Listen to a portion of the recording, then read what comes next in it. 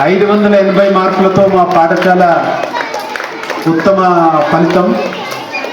ఇప్పుడు ఈ సంవత్సరం మా కరెస్పాండెంట్ దామోదర్ గారి టార్గెట్ ఇంకా అబౌవ్ 590 ఉంది. 10th క్లాస్ పిల్లలు క్లాస్లో ఉన్నారో బయట ఉన్నారో, మీ అందరికీ ఒకటే సూచన,